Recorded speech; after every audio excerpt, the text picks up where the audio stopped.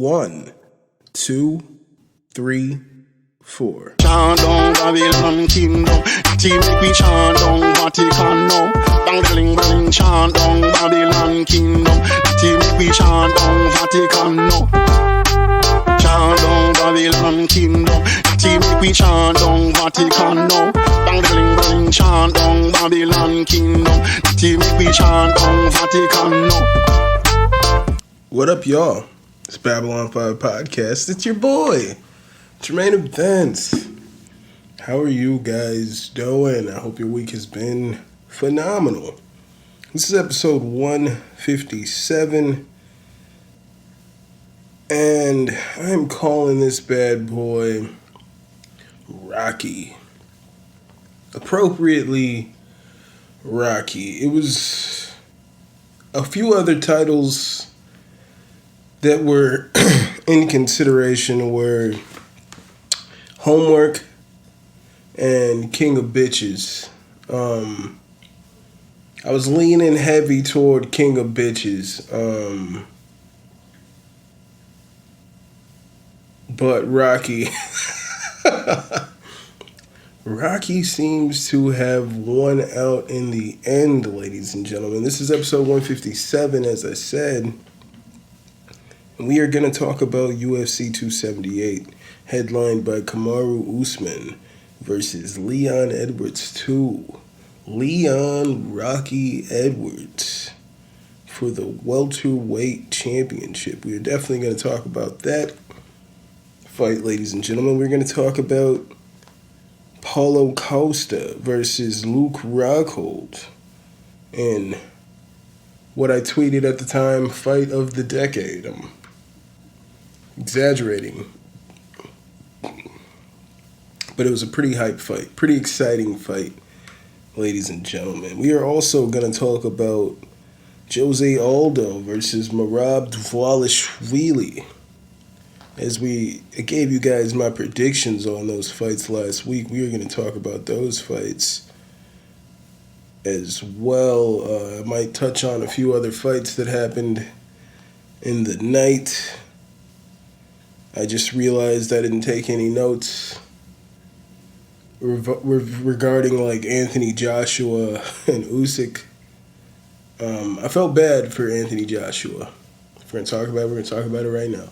Felt bad for Joshua. All right? Even before the tantrum, I felt pretty bad for Joshua. I don't know. You know, and it's just like he's been talked up pretty much his whole life, just basically off of size. I've never been a big fan of him as a boxer, but the hype has been there that either it's between him, Deontay Wilder, or Tyson Fury of who was the best boxer. I felt like we knew before Tyson Fury and Deontay Wilder had ever boxed that Tyson Fury was the best heavyweight. Like, yeah, easily to me. But Joshua loses to Usyk, and pretty much I feel like he was broken. You know, he kind of lost his mind a bit in there.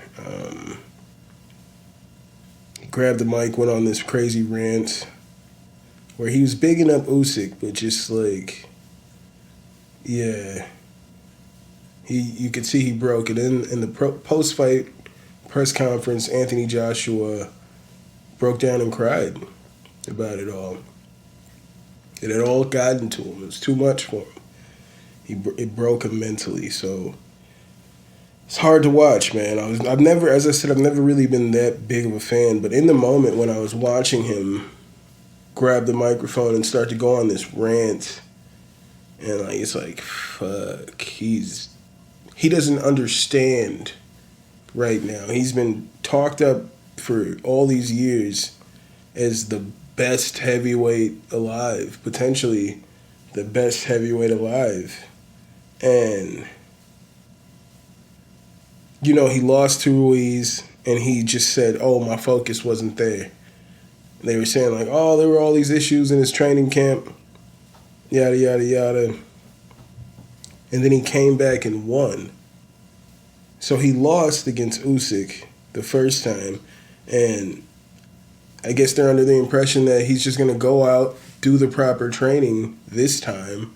Maybe there was issues in the camp. I don't remember. I didn't look too much into it. But I felt like he got beat up pretty bad. I felt like it was very clear that Usyk was a better fighter, better boxer in the first matchup. And Usyk wins here.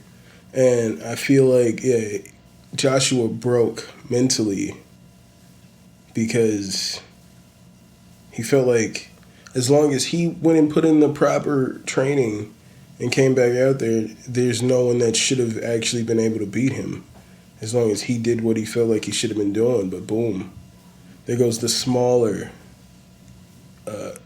Usyk, who beat him twice over 24 rounds. So, shout out to Usyk, man. I don't know what the bounce back for Joshua could be, man. I mean, he could fight like Deontay Wilder. I think Wilder would beat that ass. I mean, but he could still make his money, and what else is there? But I don't think he's that good. I've never been that. He's just tall. He's like, what, 6'7"? He's big. He's just a big ass dude. And yes, Tyson Fury is 6'9", but he uses those advantages. Like, not only is he a fucking giant, but he's incredibly skilled. He's not just a giant. He's not just a fucking, looks like he's fucking roided up, allegedly, 6'7" dude. I've heard them use the word Adonis. They've used the term Adonis when describing Anthony Joshua. I'm a hating ass nigga over here, right? A hating ass nigga. But I've just never really vibed with the whole cockiness of this nigga Anthony Joshua.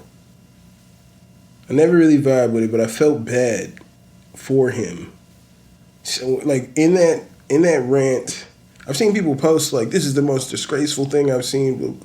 Nah, man, in that rant, you just saw years of, like, damn, man, I don't even want to say, like, you know how, like, when they were saying Anthony Cejudo or Henry Cejudo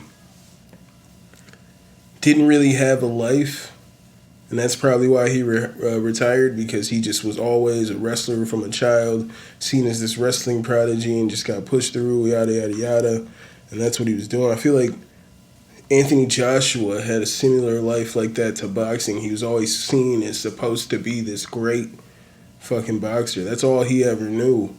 And when I'm watching this rant, watching him fucking have a breakdown, and even after that, it was sad to watch. So I felt bad for Joshua, but I don't think he can come back at any point and beat Usyk, let alone Tyson Fury. Tyson Fury would beat that ass. Tyson Fury would finish that. He's gonna win that fight within the distance. All right, it's not gonna go the distance.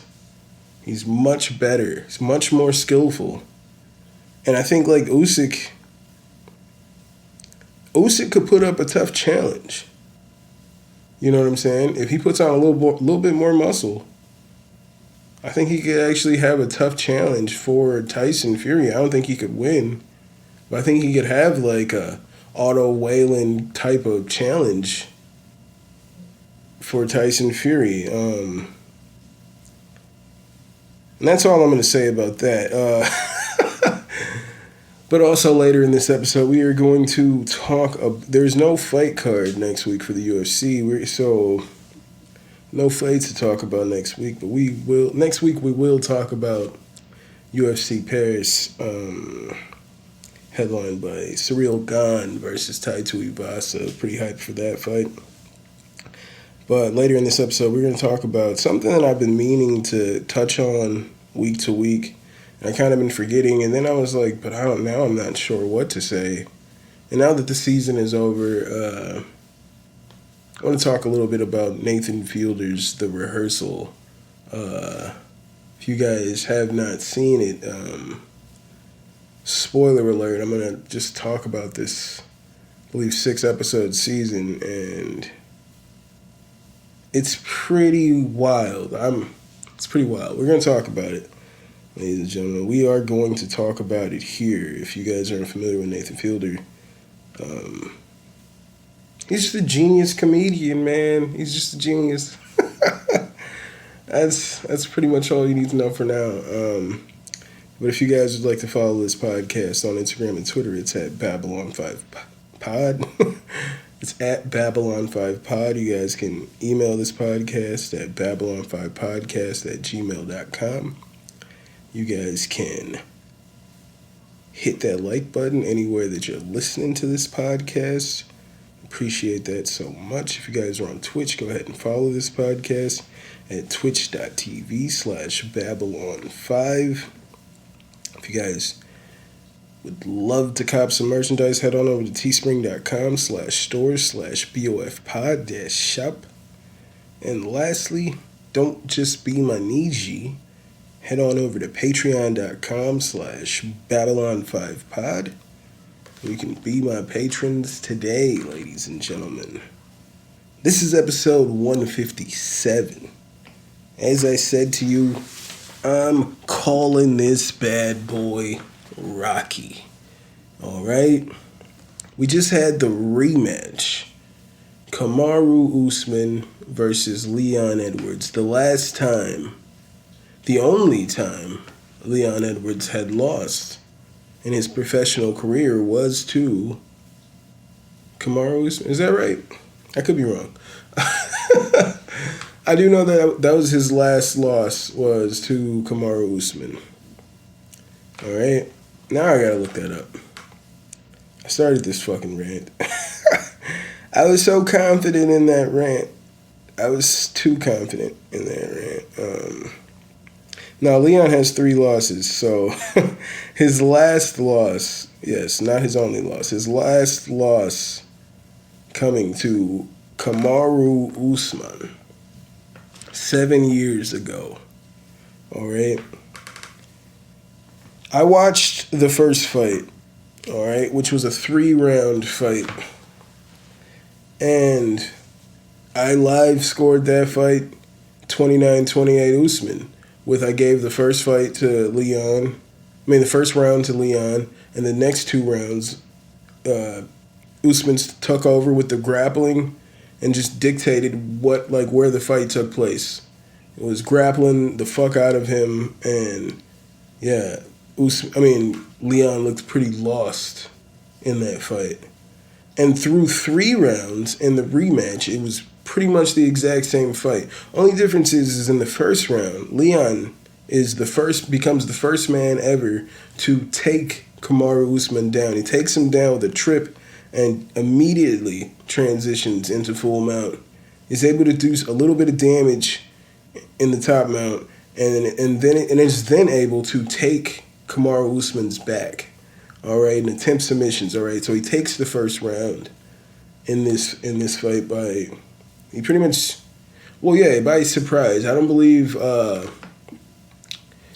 Usman expected that takedown to come in the first round, but nonetheless, he was taken down, controlled on the ground, and he lost that first round. But then the next 2 rounds, Usman's dominating with the grappling as the first fight went. So on my scorecard and then the judges' scorecards that were released, all the judges gave Leon the first round, rightfully so, and the next 2 rounds went to Kamaru. So just like the first fight, had this fight been 3 rounds, Kamaru would have won the exact same way he won the first fight.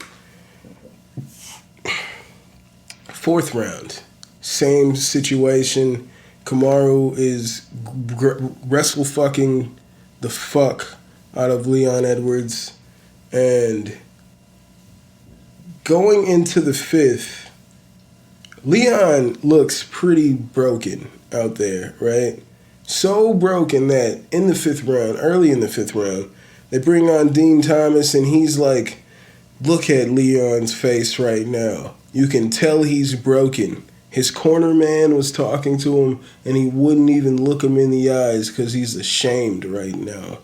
He's ashamed. He's broken in there and just satisfied with fighting to a decision. This is what Dean Thomas says. Rightfully so. Everybody saw that and would have agreed to it. All right? Everybody agreed in the moment that that's what it looked like we were seeing. What I did not like, and hindsight is 2020. So at the end of the fourth round, okay, the end sequence, Leon is up against the fence. Kamaru Usman is just like is clenching up against the fence, and then he pops up and starts striking with him. Starts throwing some punches at him. And in the corner, that was the end of the fourth round, like the very end of the fourth round. At the end, Trevor Whitman says, "Hey, I really like what I saw there at the end of the round. I want more of that." But then he goes on to say, like when you have him up against the fence like that, you don't just have to hold him there. You can pop up, throw some strikes, land some damage, and then shoot again. Kamaru wasn't doing that. Kamaru took that, what happened at the end, like he took that and just started like standing in open space and striking with Leon. All right? He was very confident in that fucking fifth round, and everybody's talking about how like Leon's probably not gonna make it back to the championship for a while. He's been dominated in this rematch with Usman. They're talking about Usman's gonna move up to light heavyweight in his next fight. This is what they're talking about in the commentary. And with 56 seconds left on the fucking clock of the fight, Leon Edwards feints a 1-2 and then comes up with a left head kick and knocks Kamaru Usman out cold. And we have new Leon Rocky Edwards, the new welterweight champion of the UFC. The UFC plays the Rocky theme song. Dun, dun, dun, dun, dun, dun, dun, dun. They played that song. Leon Rocky Edwards. Rocky is sitting on top of the octagon, just like holding just going crazy. And the whole audience is chanting, "Rocky, Rocky, Rocky." I was listening to Daniel Cormier talk his reaction on his channel of the fight, and he was talking about how like through the fights, because Leon was getting dominated in those rounds, and he's like, the corner man keeps saying, "Come on, Rocky, what are you doing, Rocky?" Like he's like, it's a fucking movie. I'm like, if I'm watching it, and it's like that in the last minute of the fight, everybody's saying he's just happy to cruise to just like not get finished. He's happy to just not get finished in there. And he turns around and knocks Kamaru out with one kick. All right? It was like a fucking Rocky movie. The fact that they played that song, the whole crowd chanting Rocky, like it was an amazing moment. Then you got Leon Edwards post-fight, like calling his mom, like, "Mom, I told you we could do it. I told you." Just all tears as well. Pretty moving moment. All right, so congratulations to Rocky Leon Edwards. But as I'm saying, leading up to that head kick knockout, all right, for almost 4 rounds, there's 1 minute left in the fifth round before the knockout, Edwards was getting dominated, all right? Everyone was saying he was broken by that point. So, given the narrative of everything that was going on leading up to his ultimate head kick knockout of Kamaru Usman, you have to then give Kamaru Usman an immediate rematch. I know that Leon, before this fight, said if he wins, he would like to fight Jorge Masvidal next. Given the history of the three-piece and the soda, yada, yada, yada. But given the nature of that victory, the fact that Kamaru Usman was absolutely dominating Rocky throughout that fight, it was a Rocky movie. This, I had criticisms.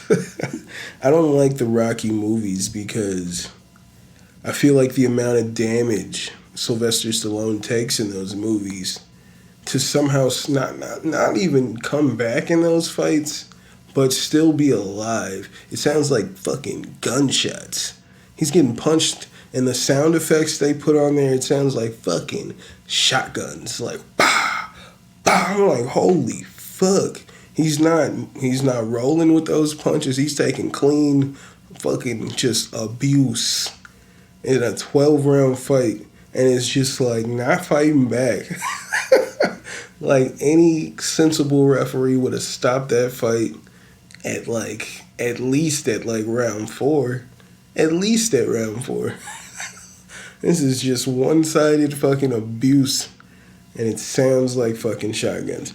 That wasn't the kind of damage that Rocky was taking, that Leon Edwards was taking in this fight, but he was being dominated with the grappling. So with that, you have to give Kamaru his rematch. Therefore, it spoils the plans of everybody.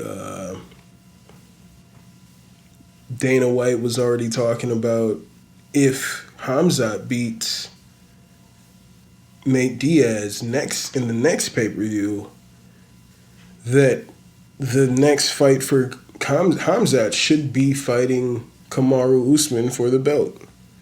He said this before Leon Edwards fought Kamaru Usman for the belt. So people had already counted out. They wrote Leon off before. And I said last week, this is the real audit of how good Leon is. How much has he improved?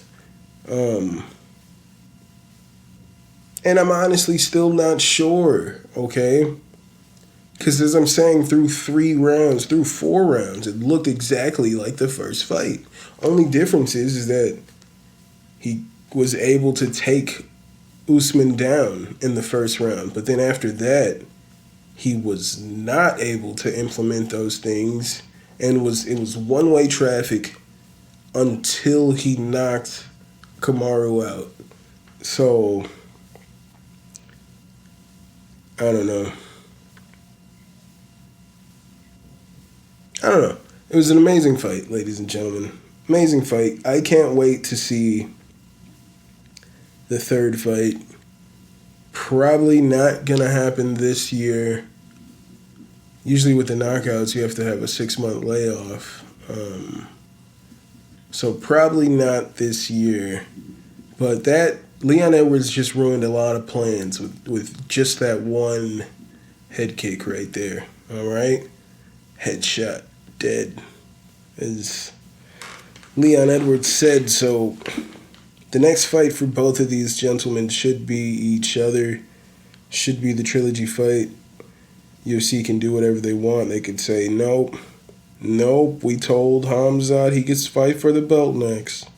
He's fighting for the belt next. But honestly, I think Leon Edwards is more than ready. Now I'm really interested. They tried to book Leon Edwards versus Khamzat like a couple of times, and it just fell apart. And everybody kind of wrote Leon Edwards out in those fights. And now I'm really interested to how those fights would have gone. Is Leon... I think Leon's taller than Khamzat. I think he's bigger than Khamzat. And the thing that Khamzat has going for him is he's a lot bigger than most of the people here, so... that's one of the things he has going for him. That's one of the things.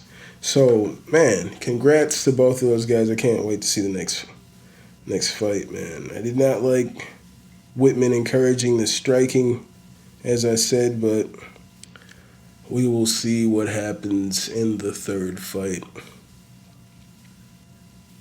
It's the only thing I don't like, as I'm saying, like, you mess up a lot of moves, but it's like now we have to have a third fight. and now the whole division's on hold.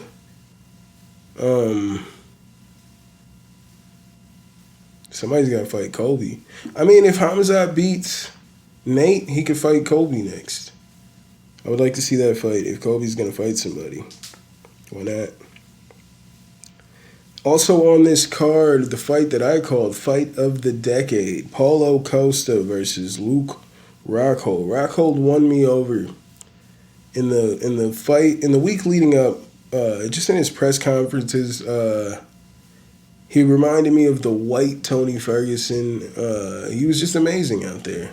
All right, I really wanted Luke Rockhold to win this fight versus Paulo Costa, but we saw a whole new monster in Paulo Costa. So there was all this talk that Paulo Costa was a black belt in jiu-jitsu, and like pretty much we felt like, I felt like that if that was the case, how come it's never a factor? You know what I'm saying? Like, it's probably, we were saying like, well, the MMA community, when I say we're surmising that it's just one of those things that this guy trains in my gym, I'm gonna like promote him faster because he's fucking famous. You know what I'm saying? Oh, you're Keanu Reeves, I'm gonna promote you at an accelerated rate so we could say Keanu Reeves has a black belt at fucking my gym. You know what I'm saying? And who's gonna test it? Who's out here like, nah, let me test this black belt out? Like, what regular ass niggas is out here like, let me just test out this black belt? He's still gonna know way more than you. So, and you're not gonna know what's black. Anywho. My point is, his jiu-jitsu never really came in to play, this so-called black belt. And he even mentioned it in the lead up to the fight without Adesanya, but it never really came into play. It came into play here against Luke Rockhold. Pretty much the thought was that Luke needed to take him down because that's where the advantage would be on the ground. Paulo takes Luke Rockhold down and easily just slices through his guard, gets mount. Like, Costa looked like a monster in the grappling, all right? He looked like a fucking beast on the ground. He was cut up. He was in the fucking best shape of his career. Like, literally the best shape of his career. Like, he looks like he's lost, like, maybe 50 pounds. Like, he was a lot slimmer than I've ever seen him in the octagon. He was, like, the last fight, you know what I'm saying? He missed weight by 20 pounds. He had to fight at light heavyweight instead of the chosen weight class of 185. But he made weight no problem in this fight, and he looked phenomenal. And so did Luke Rockhold. Luke Rockhold had a great performance for what he did. There was a lot of moments in this fight where Rockhold would literally bend over and put his hands on his knees. This is like in the second round. I think at the end of the first round, yeah. Once the first round ended, that was the first time he put his hands on his knees and he was just gassed out. And then in the second round, maybe after a minute or so of fighting, he just bent over in front of, like, I think Costa, he was so close to Costa that he just, like, bent over and put his hands on his knees to, like, catch his breath, and like Costa was just like looking like, what the fuck? Like, it was so weird. And he just like would occasionally like just put his hands on his knees, bend over. He was so gassed out. And then he'd fucking throw a heavy right hand and catch Costa. And then back Costa up for a second, and then he put his hands back on his knees. It was fucking crazy. It was fucking crazy, all right? Then Costa would come in, land a barrage of fucking punches, and then Luke Rockhold would get out of there somehow, survive, and then start throwing body kicks at Costa, and then he'd fucking put his hands on his knees again. Like, this fight was fucking wild, all right? And then the fight ends. Paulo Costa wins 30-27, wins all 3 rounds. And Rockhold retires, says he's given this game everything he has. Thank you, fighting. But he's fucking old, and he's done with it. So, congrats to former middleweight champion Luke Rockhold on a great career, Hall of Fame career, no doubt. Great fight to go out. Didn't get the W, but it's definitely a memorable fight. I'm saying that Rockhold was continuously putting his hands on his knees. He was so gassed out. They're fighting in Utah, and repeatedly, like, throughout these fights, it would be like, yo, this person's gassed out after one round. And they would be like, maybe they're not used to this elevation. I think it's because they're not used to this elevation. So, like, throughout every fight, it was just like either both fighters would get gassed out pretty early, or just one fighter who doesn't train in Denver would get gassed out. That was like the factor. Either you train in Denver and you're used to training in elevation, or you don't, and then you got gassed out. That's pretty much how it went. So I think that was definitely a factor in Rockhold continuously putting his hands on his knees, like just exhausted. He just wasn't. He was, before that fight, Cormier had talked about Cain Velasquez, how he wasn't used to fighting in elevation, and he was exhausted after one round. And everybody thought he was going to dominate, but he was completely gassed out after one round and got dominated. So they were telling the stories of people just not being prepared for what that elevation is going to do to them. And I think it was definitely a factor in here for a lot of the fights. But it was great fights no matter what. Jose Aldo versus Merab Dvalishvili. All right. As I said, it would be cool if Merab could get this marquee win, all right? I don't feel like... I personally did not score the fight for Merab based off scoring criteria. People were saying, like, well, he was controlling him and yada, yada, yada. Dude, what the control... They gave Merab credit for control, and the control came from Merab continuously trying to take Aldo down and failing in the takedown attempts, and then they'd just be in a struggle, like he'd be just holding him, just continuously trying to get Aldo down but failing, and they were like, well, he got a lot of control time. But so in between there, it'd be like Merab is coming forward, and then Aldo would, like, just catch him with these super quick knees to the body. Like, anytime they were striking, Aldo was catching him with some shit, which, as I'm watching it, this means he's the only one landing any damage in the rounds. And in the second round, people were saying, like, well, clearly Merab dominated him, because there was a long time that they were up against the fucking fence, and Merab was kneeing him to his thigh. He was just throwing knees to Aldo's thighs. Aldo's sitting up against the fucking octagon doing this, like, yawn shit. Like, yo, nothing's happening. All right? And I'm looking at it like, yo, nothing is happening. The ref should probably tell Merab to try an advanced position, because he's not doing anything here. Literally, but the refs just let it happen. I didn't understand it.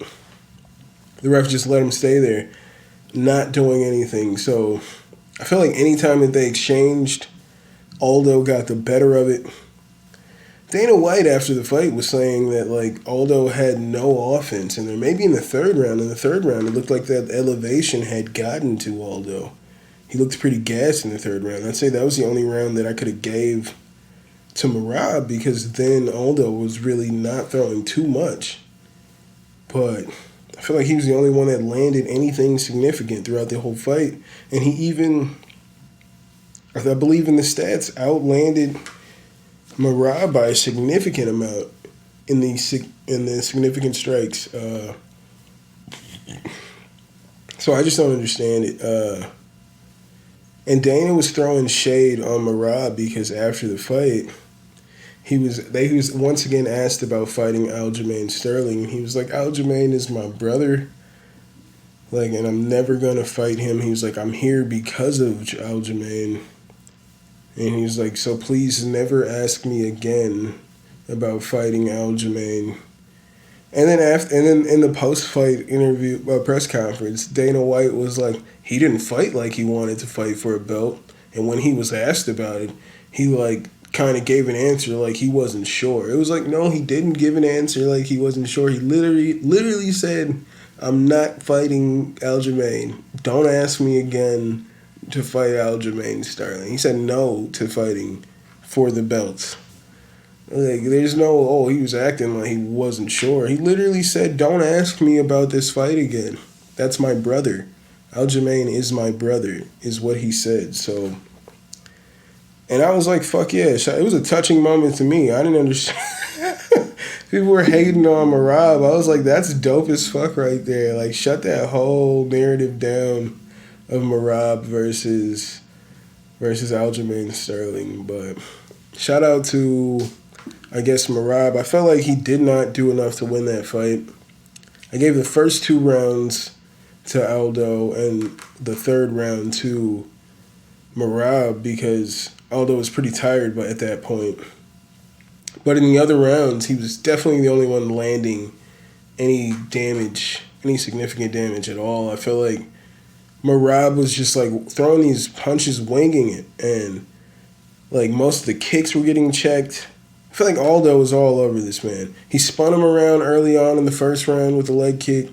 Like, I feel like Aldo was the only one doing any damage in that fight at all. But y'all sit here talking about like, well, he had the control time. You only factor in control time if the damage and others there's a number of things. Damage is number one. All right, damage has to be equal before you go to the next criteria, which I believe is not control time. Like, it's not control time. I think it's like fighting sequences or some shit like that. Like, maybe like submission attempts and shit like that. And if that's even, then you go to control time. All right? But since the damage wasn't even, don't fucking talk to me, ladies and gentlemen, about control time. Because Aldo did damage in those rounds. Therefore, he wins. That's just literally how that works, ladies and gentlemen. So shout out to some other fighters on this card. Shout out to Tyson Pedro out of CKB with the first round finish of Harry Hunsucker. Shout out to Tyson Pedro. Shout out to Marcin Tybura for taking that O from Alexander Romanov. I thought he was going to take that O, and he did. I'm not going to shout out this fighter because there was just way too many fence grabs in that fight for me, ladies and gentlemen. So not everybody here is going to... Gonna get a shout out. There was some good fights all over this card. Shout out to the first fight, Victor Altamirano. All right, I believe it might have been his debut fight, but against Daniel De Silva, man, it was a comeback fight. He got hurt early on, and then comes back and gets the fucking ground and pound, throwing these nasty elbows from top mount. Shout out to Victor Altamirano, man. Shout out to that guy, man. That was a pretty good fight. Good card all around. Thank you, fighters, for putting on a phenomenal card. Your hard work definitely is appreciated. As I said, there's no card next week, ladies and gentlemen. Unfortunately for a guy like me, there's no fights next week, but your boy will be here next week. And we will talk about UFC Paris headlined by Cyril Gane versus Tai Tuivasa. What else is... Ooh! Robert Whittaker versus Marvin Vettori. That sounds cool. That sounds pretty cool. Alessio Di Chicchio versus, I don't know who the fuck this is, Roman Kopylov? That's interesting. Alright. But the Robert Whittaker, I didn't know Whittaker's fighting in a couple weeks here. That's pretty interesting. That is pretty interesting. Ooh, Nasruddin Imavov is fighting Joaquin Buckley? Yo, that's crazy. I'm not even going to be able to watch this card at all, I don't feel like. Maybe. I'm going to be at work. This is a card that starts at 11 a.m. And I'm the type of nigga that has to be at work on Saturday morning. So, probably not going to be able to watch any of those fights live, but you can watch them after. I can watch them afterwards at my leisure, ladies and gentlemen, and I will.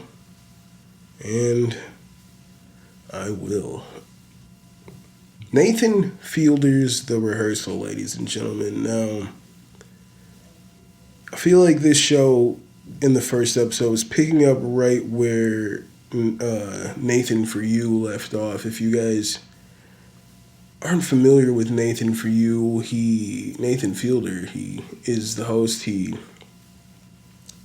Nathan For You, help struggling businesses with outside the box ideas. I don't know if you guys have ever seen the video of, what was it, like the pig saves the goat? Like, that's all Nathan For You. It was all a stunt that he made with an outside the box idea to promote a petting zoo. If you ever stumbled upon fucking dumb Starbucks, that's Nathan For You with an outside the box idea to help a struggling coffee shop by making people think it was a Starbucks, but like it's a parody type shit. It's a great show. It's hilarious. That show was on Comedy Central, and now we have Nathan Fielder's new show, The Rehearsal, which it has some tones of Nathan For You. Like, there was the series finale of Nathan For You was with my boy Bill Heath, who was finding the one that got away, this woman Frances Gaddy. And in that episode, they did some rehearsals where they wanted to see how Bill would react to meeting Frances after so long, after not seeing her. And they kept redoing scenarios of him coming to the door and then her husband showing up. And just all these random... So this is basically, picking up right where that left off. You know what I'm saying? And in the first episode of this new show on HBO called The Rehearsal, you got a guy who his friends are sending him job listings, and one of the requirements for these job listings is that you have a master's degree. And this guy, right, who Nathan is helping, does not have a master's degree. He has this group of friends in a trivia group, and he lied to them like 10 years ago that he had a master's degree. And they've been sending him job listings for someone, but you have to have a master's degree. And he's just fed up with it at this point. So now he needed help to tell his friends group that he does not have a master's. So they, Nathan fucking goes to the bar that the guy works at, or the guy does trivia at, and they fucking make a recreation of that bar, all right? And they get an actress to, like, secretly meet with this woman. like pretending, I forget what it was. Like I think the lady was like a blogger, and they hit her up for an interview. But the whole time the woman that was interviewing her was just like studying how she talks and how she to just try to get an idea of how she would react. This is what he does. He has people follow people around. Like even this guy that he's helping, he sent. All right, this show's nuts. He sent guys to his fucking house and told them that there was a gas. They were here checking for a gas leak, and he let these people into his house. And the whole time, they were just like taking like 3D scans of his whole apartment, and then they came back and recreated his apartment. And then Nathan got an actor that looked like him and acted like him, and fucking rehearsed the interaction that he was gonna have with that dude about helping him out with his friends. It's, my God, this show is nuts. It's nuts. So that's the first episode, and it goes through him like helping that guy tell his friend that he does not have a master's degree, and it ends up with, you know, the friend. This is all spoiler alert. I'm going to go through it all. And I'm touching on it. You know, it has the moment where it's like, oh shit, is he going to do it? Is he going to chicken out? But then he ultimately tells his friend the whole thing, that he doesn't have a master's degree. Starts opening up about more stuff, and it's like, it kind of ends on a feel-good note. Like, it worked. He was able to help him tell his friends that he does not have a master's degree. All right, so I was like, oh, that's pretty cool. That's what this show is, I think. Second episode, we get this lady, Angela. All right?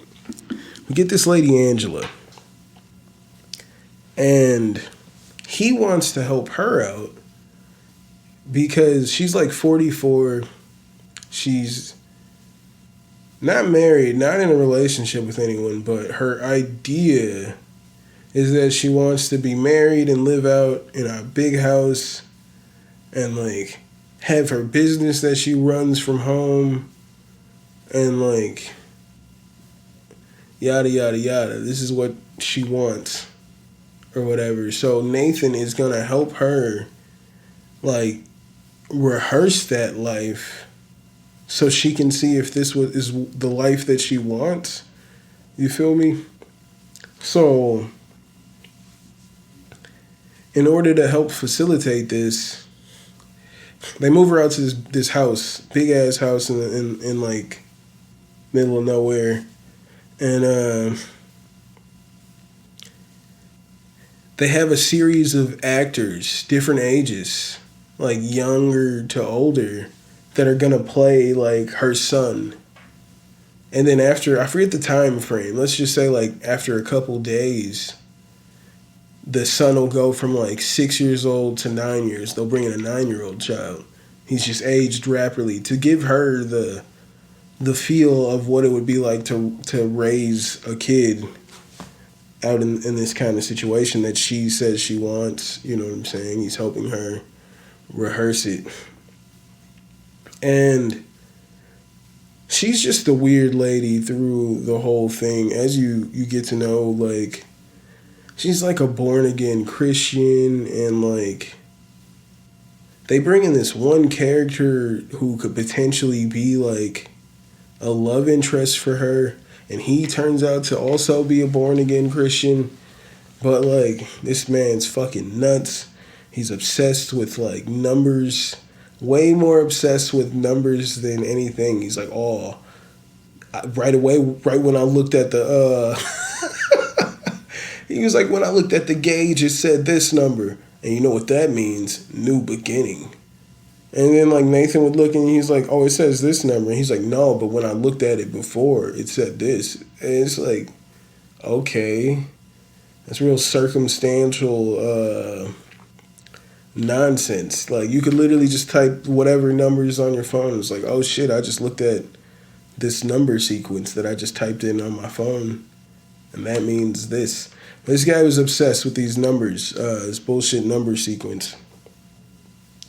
And it got to a point where he was like, his roommate, they were about to fight because he was just like, I don't know, he sounds crazy. His roommate was like, why don't you stop worrying about these fucking numbers and start thinking about like, oh, maybe I just met the woman of my dreams type of shit. And it's like, I don't know, it was just a weird dude. Eventually he leaves because he had to keep getting up to take care of the fake baby. They have a fake baby at night because they can't have a child actor working like that overnight. So there was like there was a fake baby sleeping in there, and then they had somebody monitoring a real baby. And then, so like anytime that baby would like be fussy or whatever, then they would make the fake baby start being fussy. You know what I'm saying? To simulate living with an actual baby. It's a lot of detail. That guy ultimately leaves. So then it's just like, so Nathan is just like, all right, maybe I could try to be the father figure here in this situation. So it's just Nathan, Angela, and the rotating child actors that are supposed to be their son, Adam. And while Nathan is doing this father figure role, he's out helping other people or trying to help other people rehearse for scenarios. And like while he's out doing this whole thing, like he comes back, and in this time that he's been gone, his son has aged from like 6 to like 15 or some shit at this point. And he's just like, for whatever reason, Nathan is like, I feel like I've missed my son's entire life. So he's like, he needs to reset his son's age, and he does. He fucking dramatically goes through the scene where he has the child actor get all mad because his dad wasn't there for him his whole life, and like starts wilding out, and then ultimately ODs on drugs, and then like and then through the OD is like reborn as a child again. And then Nathan is there with the child trying to be more involved in the son's life. And then as he's there trying to be more involved in the son's life, he asks Angela, because Nathan is Jewish, he asks Angela if she would be okay if he started introducing introducing Judaism to their actor son's life. And she's just like, no. Like, she's not into the idea of it. And she says, like, celebrating Hanukkah would be denying Jesus. And she cannot do it. And then he asks her, like, it seemed real random. He asked her, like, so what's your favorite movie? And she says, Apocalypto by Mel Gibson. Right? She shouts out a Mel Gibson movie. So right there, I'm like, damn, we already know where she's coming from right now. All right? You're like, yo, can we throw some Judaism in here? I'm Jewish. And she's just like, nah, we're not doing that at all. So then Nathan he tells her that he's taking the son to, like, swim lessons. But in real life, he's just taking the child actor as his son to like this place to like learn about Judaism. And once the lady, like, I don't know, it was just a weird situation, so he had to like confess to this lady about what was going on with the son. And he tells her that, you know, the mother doesn't really agree with Judaism or whatever, so this is what he has to do to sneak and teach his son about Judaism. So she's just like, nah, we're not doing that. And she's like, I want to meet this woman. And she does. They bring this woman to meet Angela. And she's talking to Angela. And she says to Angela, like Christianity and Judaism pretty much have the same values, right? And she's like, yeah, they pretty much have the same values. So she's like, so then what's the issues with having Judaism introduced in your son's life? And she's just like, I just don't agree. I'm just against it as a faith, is what she says. Like, just super fucking nutty. That she's just against it as a faith. And the lady that she brings in is just like, yo, I'm done. I'm not dealing with anti-Semites. Like, and it's just like, yeah, bro, that lady is not, you're not going to reason with this lady on this subject. Like, she says she's against it as a faith. And right away when she brought up this whole Mel Gibson thing, I was like, that's just a weird movie to bring up in that moment, as you were just saying no to the Judaism. You were like, oh, I love this Mel Gibson movie. Like, that's pretty telling to me. So then Nathan starts to review some of the the conversations he and Angela have been having, because he was like, he wasn't sure if she was like being serious about when she was upset about the Judaism and certain things like that, and he just like kind of overlooked it. But then he, like, through that, starts to watch the videos of how she was interacting with their actor son, or all the actor sons, while he was gone. And when he's not there, she completely drops the whole I'm trying to be a mom thing, and is just talking to the people like, so you live out here in LA and your parents just had, like, she just starts talking to them about being actors. I mean, how they're actors and whatnot.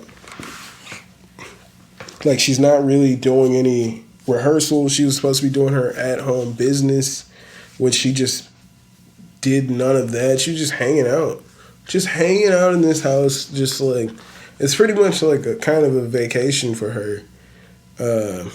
And then when he confronted her on that, like, yo, you haven't been doing any of this stuff that you wanted to do. And she's like, well, you just put me in this house with no direction. And he's like, but this is exactly what you wanted. Like, we set this up as you wanted it. And she's like, yeah, but you didn't give me any direction. And then she eventually just leaves. So then Nathan is like, maybe he could just continue it by himself for whatever reason. I didn't understand what was going to go on. But see, where it gets kind of uncomfortable for me is in the season finale. All right, one of the younger kid actors who played Nathan's son, it comes to light that when it's time for that kid to leave, he throws a tantrum. He doesn't want to leave. All right, does not want to leave. And then the mom starts tells Nathan that like off to the side that she's a single mom. He's like, he sees all his friends with a mom and a dad, and it like has really started to affect him lately. And like Nathan asks, like, well, does he know like what's the difference between like reality and acting? And she's like, honestly, I don't know. And it gets pretty uncomfortable because this kid is completely enamored with the idea of Nathan being his dad. All right, and they're not. He does not see it as they're acting. He sees that as like a better life for him. It gets pretty uncomfortable because like I remember when I was watching the episodes as they were happening. And this little boy in particular, there's a point where he runs up and he hugs Nathan. He's like, I love you, Daddy. And like Nathan's like, what? And he's like, I love you, Daddy. And I was like, dude, that kid's a great actor. Like who told him to run in there like that? But then it turns out, and I was like, fuck, this is crazy. It turns out that all that I love you, Daddy was coming from how he really felt. The mom was saying how, like, he would come home and be like, am I going to go see Pretend Daddy today? And and his mom would be like, "Yeah, we're gonna go see him later today," and her son would be like, "Ooh, my pretend daddy loves me," like and she was just like getting so worried because she was seeing how wrapped up in all this shit her son was becoming, and she saw that he couldn't see the difference in the acting and what was real. And then you see like Nathan trying to explain to this little boy that he is not his daddy, and he's just Nathan. They were just pretending. And he's like, "No, I don't want you to be Nathan. I want you to be daddy." It's the most uncomfortable thing I felt. I was like, dude, like, like sometimes when me and my wife were watching it, especially with the Angela lady, she was questioning like if she's an actor or not. And this is the only moment in the show where I was like, I fucking hope they're actors, because this scene, this whole situation where this kid just like could not deal with the reality of what they just did. This guy is my daddy is pretend. He could not deal with the fact that that was not going to be his reality. He did not want to leave that house. And when Nathan came to visit him, he refused to call him anything but daddy. Like, even as he was leaving the second time, he was just like, "Oh, bye, daddy." Like, it was creepy. I felt bad for the little boy. I felt upset with the mom, but then also felt bad. I felt like at some point you got to see that she's just trying to do the best at that point, but then shit just started to get out of hand, and it's like her son is sitting there talking about pretend daddy loves me. You know what I'm saying? And it's like, well, does she pull her son out of this shit right now? Because she's saying how like right away doing the acting and whatnot made him so happy, but then as it kept going, it was like, fuck, this is like, somehow it's taking a turn I definitely didn't want it to take, but we're in too deep to just like take him out of here. He clearly enjoys this, but he enjoys it way too much, as we can see. I felt real uncomfortable watching this. And then Nathan, if you guys are watching this, he'll do this thing where he does a scenario and then he's like, I wonder how that went or how that felt. And then he'll bring in a bunch of actors to reenact whatever situation he just did. Like, and then he'll insert himself in there as as a character of one of the people who were there. And he's like, yeah, that felt like this, blah, blah. So he does that here, and it's like weird because he runs through a bunch of scenarios of like, well, should I had a older actor play the kid, so like that way I could play with him and there would be no confusion as to it, and it was fucking weird. He's got this like grown man, he's like swinging him around, and then it'll cut to the man standing outside smoking a cigarette or some shit. It was just like, dude, what the fuck am I watching right now? But he was like in character as the mom, and and the guy was like, "Oh, you're my mom. You're the best mom." And he's like, "No, I'm not your mom. I'm your daddy." And I'm just like, what the fuck am I watching here? Oh, what was I watching? I don't understand. But I cannot wait for season 2. The Rehearsal has been renewed for a second season. It's the most random show I've ever watched. I felt probably every emotion you could possibly ever feel from watching a fucking TV show. I think it's a comedy. I laughed a lot. It's wild, but takes some turns. Definitely was not expecting. This whole situation, this little boy in the last episode, man, it's so weird. I feel bad for the little boy. And I hope he's an actor. I hope that whole situation was fake. and like that little boy's not really fucked up in the head right now, because that shit was rough. All right, it was rough. McGruff, Chicago, Illinois, 60652. This has been the Babylon 5 Podcast, episode 157, ladies and gentlemen. I'm your boy, Jermaine Event. Thank you guys so much for being here another week. If you guys would like to follow this podcast on Instagram and Twitter, it's at Babylon5Pod. You guys could email this podcast at Babylon5Podcast@gmail.com.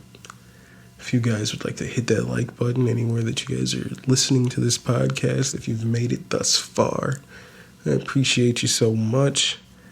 If you guys would like to follow this podcast on Twitch, it's at twitch.tv/Babylon5. And if you guys would like to comp some merchandise, head on over to teespring.com/store/BOFpod-shop.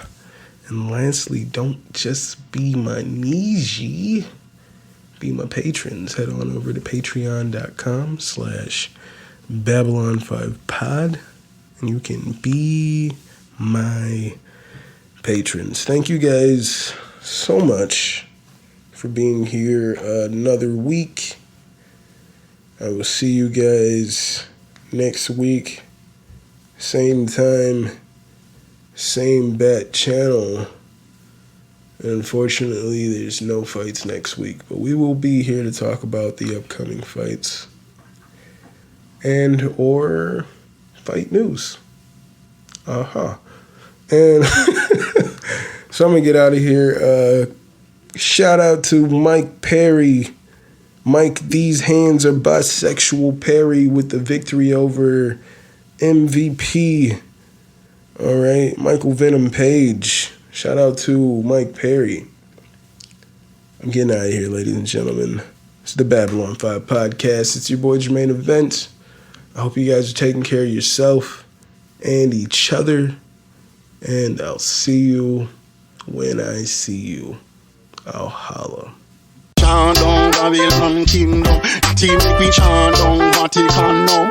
Bang bling bling, chant down Babylon kingdom, team make we chant down Vatican now.